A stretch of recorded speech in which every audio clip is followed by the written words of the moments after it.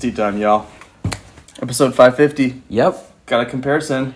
Yep. Kindly sent in by, and I will get it right, Valentin Jonas. Yeah. Jonas. Thank you, Jonas. All the way from Switzerland. So Yeah. it took us a while to get this, and then, it takes some time once we have the tea to bring them on. But thank you very much to those guys. Yeah, seriously. For sending it in. And this is how far Denny has come on Puer.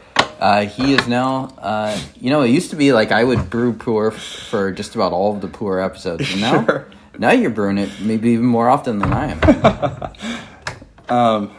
Yeah. Well, yes. Why not? Yeah. So what's the story with these? This is a storage comparison. Exactly. So this is the Biyun Lishan Gongcha. Yep. And then this is the just to make sure I have the right year on this, the 15. And so they have been storing one of them in ambient humidity and natural cool temperatures. Humidified and ambient. Okay, so it is humidified. Okay, Yeah. Gotcha. Do we know if that's added humidity or if that's just what the humidity is? I'm pretty sure it's added humidity. Okay. Yeah. To get something within that range. Gotcha, makes sense. Yeah, because mine at my house floats around sort of like upper 60s, honestly. Oh, that's pretty high. My basement, yeah. Yeah, that's pretty high. Oh, basement. Okay, yeah, sure. Right. And then the other one is been hit with the Hotbox, and so exactly. So the Hotbox, but for 2 years, basically. Yeah, exactly. And then sealed in the ambient since 2024. So we're going to be basically trying to taste if we can experience the storage differences from the Hotbox versus ambient Switzerland storage. Yeah. So, we're going to definitely try to observe that wet leaf too as we get a little further in the session, as well as, I'm curious if they're going to smell different or whatnot.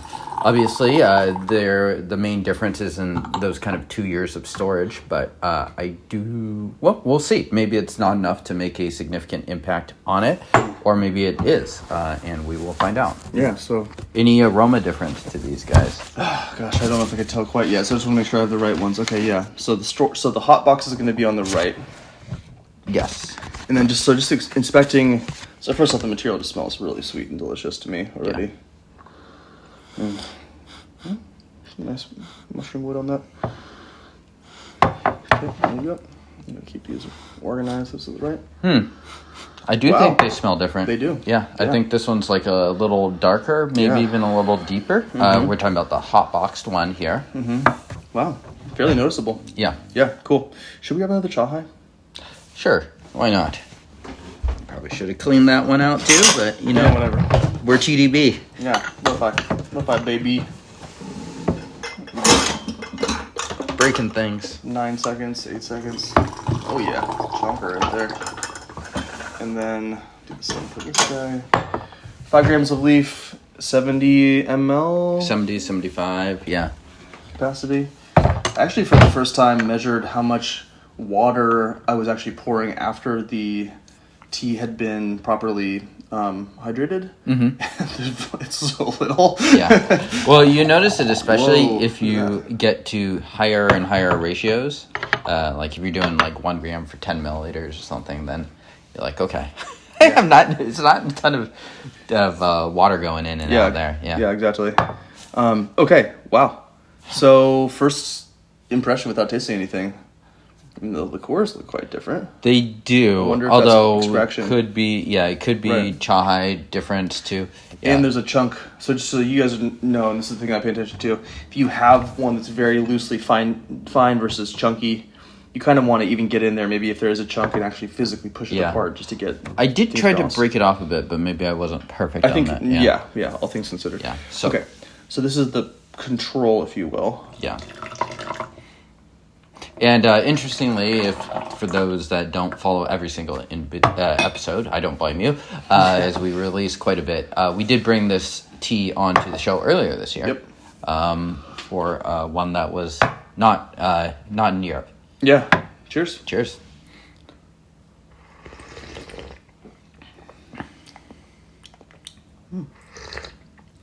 Nice sweetness and good basiness. Yeah. Bitterness? No. You're like mean to it, man. Is it bitter? I think there's a little bitterness. It's not like the most bitter tea, but I detect some of that sharpness to it for sure. Yeah. What happened to me, dude? What happened to me? I don't even know. The thing is, a little bitter. My palate has also become very acclimated to it. My wife complained the other day that I kept serving her bitter tea. I was like, "Oh, sorry, it didn't taste bitter to me." yeah. So I'm like, okay, I need to like take a step off the gas pedal a little bit some of these times. I can tell. I mean, yeah, I can tell it's bitter, but not super strongly. All right, here we go. Yeah, nice aftertaste on this tea. Yeah. I mean, we would anticipate that type of thing to be similar. Anyways, cheers. Cheers.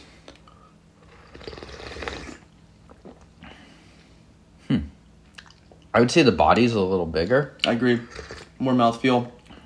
Maybe a little bit sweeter. Definitely a little less sharp. To me, at least, the ambient one felt a little denser, but that could definitely be an extraction thing. Yeah, let's do the snake style. So we'll start again with the Hotbox one now. Yeah. Reboiling the water. And I think for this session, I'll probably hit it every steeping with roughly boiling water. Yep, sounds good. Pretty much what I like to do when I evaluate teas. Nice lasting sweetness. First steeping, not super strong. No really astringency that I'm noticing. No, yeah. I got a lot less bitterness also on the one on the right. Since apparently I'm now the bitter taster of the two of us. Okay, so the color definitely thickened up a little bit there. A little bit of a denser yellow. And now this is kind of a tough comparison, to be honest with you, because, you're going to notice, I think, changing conditions. They'll obviously be more pronounced the longer you go, right? Yeah. So 2 years, it's not the longest time to be aging this tea. In fact, I should have looked up exactly what the parameters were. I knew it at one point and stopped it. Because people, when they hotbox, they can really... you could go to just like 80 degrees, which would probably be on the more mild thing. Yeah, that's what I do. Or you could go up to 90 degrees, 100 degrees. I've heard of people going above 100 degrees. So you can really tweak those parameters. Totally. I will say it's interesting to notice that the humidity will naturally go down as the heat goes up, depending on how you do it. So I've noticed that to get the right sort of perfect line for me, it's right around like 83 degrees in my hotbox. Okay. Anyway, looking at the material, I don't know. Maybe there's a slightly less orange character on the right. Maybe slightly less orange. So you're saying that this one might look slightly greener? Maybe, yeah. And this is the hotbox. But honestly, it almost maybe not even greener. It just maybe looks a little bit more faded. Huh. Hard to know though. I mean, really pretty. I think they look pretty similar. Yeah, the wet leaf might tell more of a story at the end too. Once we get, but yeah, they do look. They're definitely within the margin of error, in my opinion. Yeah, they look different, but very slightly. Yeah. Okay. So here we go. Okay. I suspect this could be a bit of a longer episode, so stick with us. Yes. Cheerio. Cheers. Pip pip.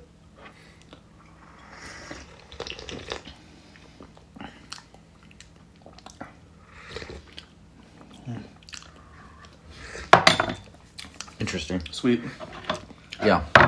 Sweet. Still, I still get some slight grassy notes to this. I agree. Yeah. Yeah.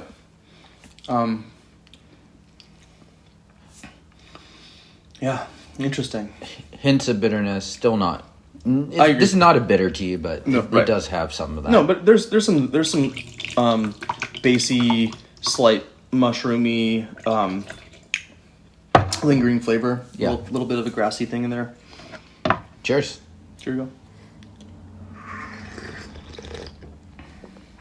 go. They are different. They're definitely different. It's hard to tell. They are noticeably different, but hard to pinpoint. I feel like it's more of a texture, mouthfeel thing a little bit. This one feels a little more mellow. It's hard to tell with the color and stuff because it's actually brewing lighter, but this one is sharper. I agree, 100%. Yeah, you use the word sharper, and I think that's the right description. Yeah. Yeah, it's just a bit more brusque. This one just maybe has the edges have kind of rounded out a little bit on that one. Yeah. But they're okay, so would you be able, do you think, to notice that they're different teas drinking them blind? I think if you had them blind and you didn't tell me it was up, then I would probably assume they're different. Yeah, right. Yeah. Yeah. But I think they're probably, yeah, I mean, that's a good strategic inference. But I guess just from the taste, I think they're, I don't know, they just have a different... Yeah, they're definitely similar. Like, I think you would guess probably these teas are, region, similar age, similar yada yada to each other. Yeah. But, yeah.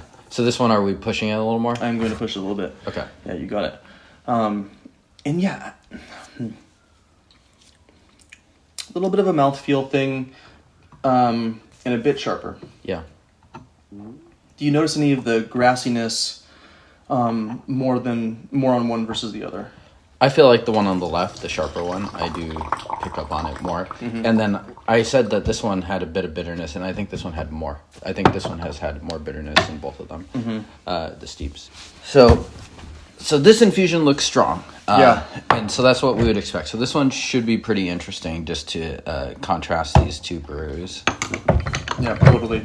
And this is kind of like my MO for brewing at home too, is usually kind of 2 normal strength, the third steeping, pushing it pretty hard, and then back off. Especially when you're trying to test these teas. Right. You want to see what kind of guts are down there. Yeah. And some teas I'll be like, you know what, this isn't even worth brewing steepings 8+ out.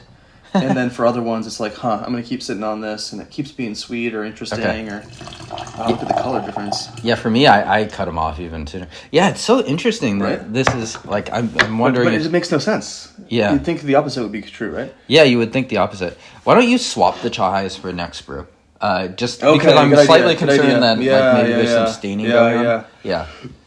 So when we say we're talking about the redder liqueur is seeming to be the one that's not been hotboxed, which doesn't really make a ton of sense. Yeah. Yeah. Okay. Yeah. And then we should also see what the color is in the cup, if there's a difference there. Here, actually, let's do this. We're going to be out of sync, but that's okay. That's fine. Okay, much closer. Almost identical. Yeah. Similar colors. Yeah, good. Yeah. Yeah, so it is the chai. Did I just, oops. Whatever. Okay. We're each taking a... So I have the control and you have the hotbox. Cheerio.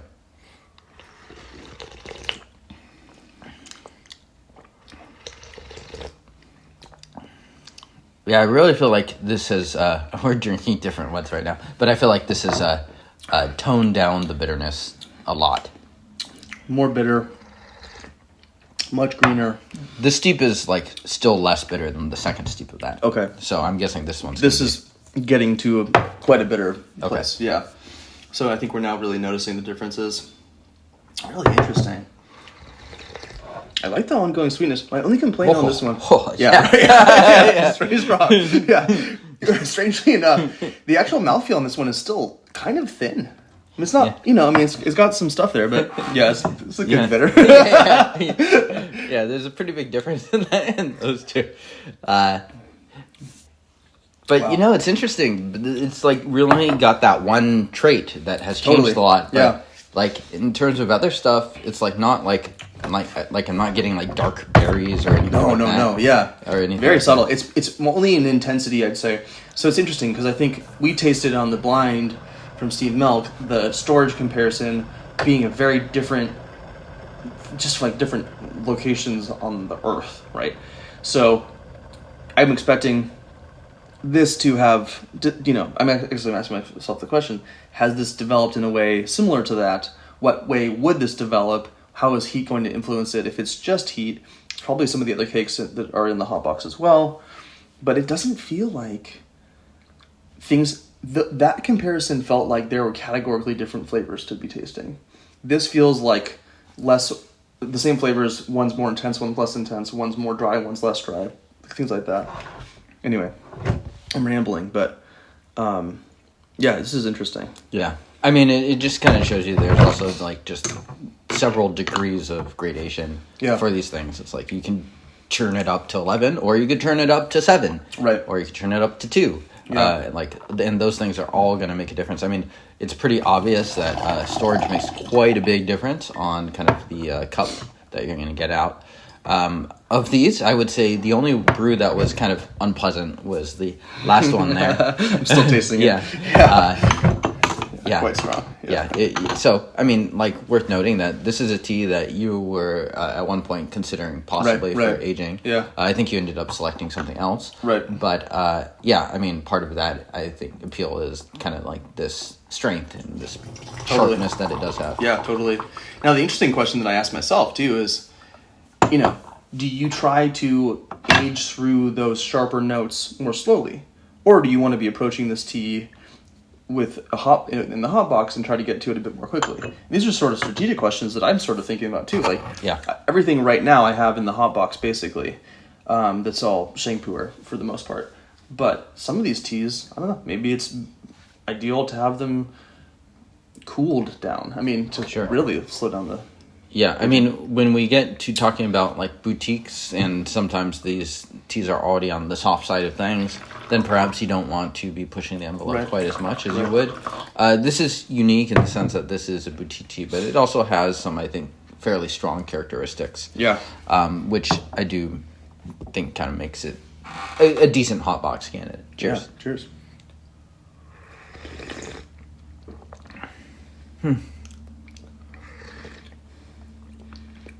So if you had to say one, you prefer one or the other, what do you think? I would say this one. Yeah. Yeah, hot box. Pretty clear. Yeah. For me too. Yeah. It's just smoother. Yeah, it's More easier to approachable. drink. Yeah.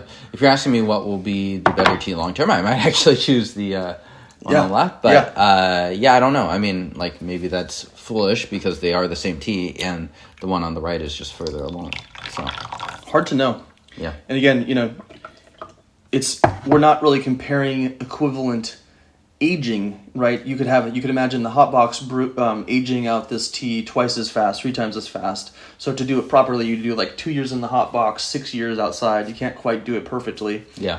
To really notice, okay, when it gets to these rough equivalent biological age, what does the flavor profile look? Is it so noticeable?